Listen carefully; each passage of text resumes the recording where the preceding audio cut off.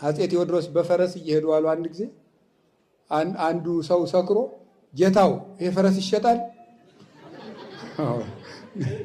ንጉሱን ማለት እኮ ነው እንግዲህ ተመልከተዋል።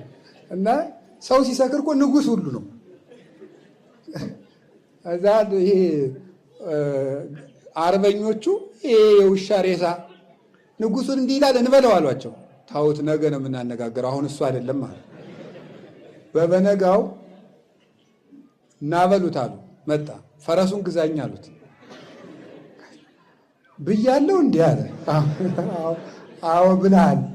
አይ ትናንት ብቻዬን አልነበርኩም ከነጌሾ ከነብቅል ጋር ነበርኩ አላሉ። ስለዚህ አሁን የምነግራችሁ ምንድን ነው? ሲነጋ መከራ እንዳይወርድብን ሁሉ በመጠን ይሁን፣ ሁሉ በልክ ይሁን። እዚያ ውስጥ ደስታ አትፈልጉ። ግብረ ሰዶማዊነትን ግፍን ያመጣው ደስታን ያለ መጠን መፈለግ ነው። ደስታን ማደን ነው። ቁጭ ብላችሁ አሁን ረሃብ አለ፣ በየቦታው ደም እየፈሰሰ ነው።